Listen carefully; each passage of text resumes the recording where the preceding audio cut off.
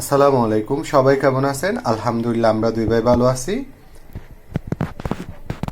আজকে লইট্টা মাছ ভুনা করব টমেটো দিয়ে, আর হচ্ছে লাউ শাক, মসুর ডাল দিয়ে লাউ শাক রান্না করব, আর বরবটি শিম ভাজি করব।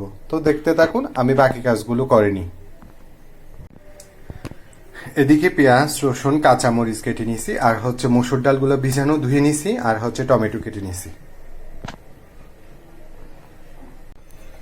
মসুর ডাল ফোটানোর জন্য আমি আগে এখানে মসুর ডাল, পেঁয়াজ, রসুন, কাঁচামরিচ, একটু হলুদের গুঁড়ো, একটু মরিচের গুঁড়ো, একটু সয়াবিন তেল মেখে নিব এখন ভালোভাবে এগুলো। তারপর একটু পানি দিয়ে চুলায় বসায় দিব। ডালগুলো ফুটে গেলে তারপর আমি লাউ শাকগুলো দিয়ে দিব। সকল উপকরণ দিয়ে একটু পানি দিয়ে আমি মসুর ডালটা চুলায় বসায় দিছি ফুটানোর জন্য। তো আগে ডালটা ফুটে যাক, তারপর আমি কুচি করে রাখা লাউ শাকগুলো দিয়ে দিব। এদিকে লইট্টা মাছগুলো আমি সকল মশলা দিয়ে কিছুক্ষণ মেখে রাখছি, এবার চুলায় দিয়ে দিব।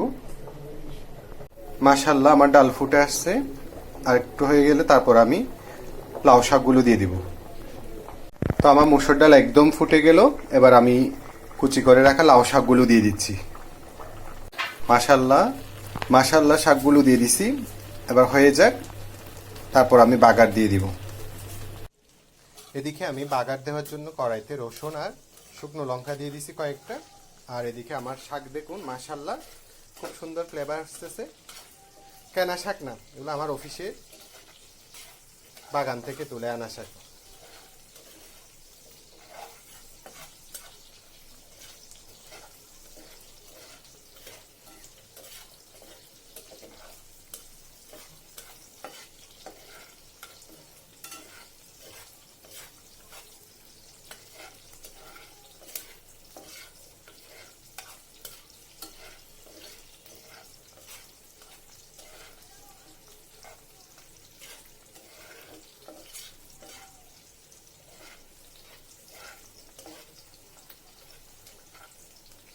ভাজা হয়ে গেছে, এবার আমি শাকের মধ্যে দিয়ে দিচ্ছি।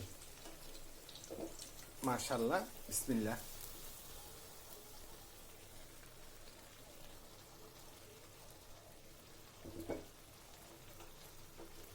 এবার একটু চারিদিক দিয়ে নাড়িয়ে দিব। তো আমার মসুর ডাল দিয়ে লাউ শাক একদম হয়ে গেছে, এবার নামিয়ে নিব। এদিকে লইট্টা মাছ, টমেটো দিয়ে লইট্টা মাছ ভুনা করার জন্য আমি কড়াইতে তেল দিয়ে দিছি এবং পেঁয়াজগুলো দিয়ে দিছি।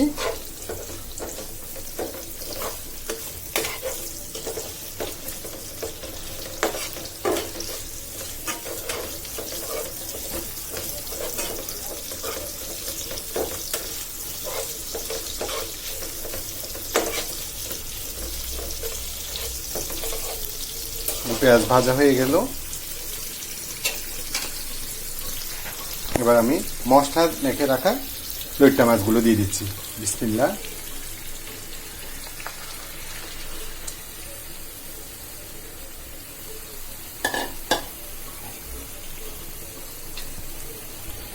আগে একটু মাছগুলো হয়ে যাক, তারপর টমেটোগুলো দিয়ে দিব।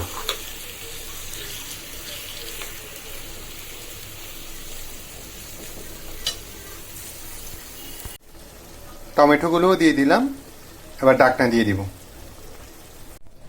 এদিকে বরবটি শিম ভাজি করার জন্য আমি পেঁয়াজ, রসুন, কাঁচামরিচ আর বরবটি শিমগুলো একটু হলুদ আর লবণ আর একটু ধনিয়ার গুঁড়ো দিয়ে কিছুক্ষণ মেখে রাখছিলাম, এবার তেলে দিয়ে দিব। বরবটি শিম ভাজি করার জন্য আমি কড়াইতে তেল দিয়ে দিছি। এবার কেটে রাখা পেঁয়াজ, রসুন, কাঁচামরিচ দিয়ে দিচ্ছি। বিসমিল্লাহ। এগুলো তেলে ভালোভাবে ভেজে দিব, তারপর হলুদ, ধনিয়ার গুঁড়ো আর লবণ মেখে রাখা বরবটি শিমগুলো দিয়ে দিব। তো আমি বরবটি শিমগুলো দিয়ে দিলাম, এক পাশ ভালোভাবে হয়ে যাক, তারপর অপর পাশ উল্টিয়ে দিব। একটুও পানি দিনে তারপর কতগুলো পানি বের হয়েছে।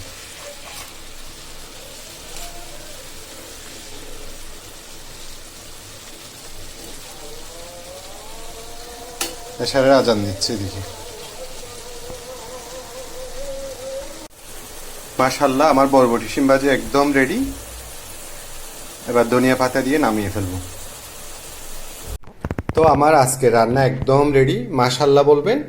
আমার টমেটো দিয়ে লইট্টা মাছ রসা, আর হচ্ছে মসুর ডাল দিয়ে হচ্ছে লাউ শাক, আর হচ্ছে বরবটি শিম ভাজি। তো আজকের মতো এতটুকু। সবাই সবার জন্য দোয়া করবেন। আসসালামু আলাইকুম।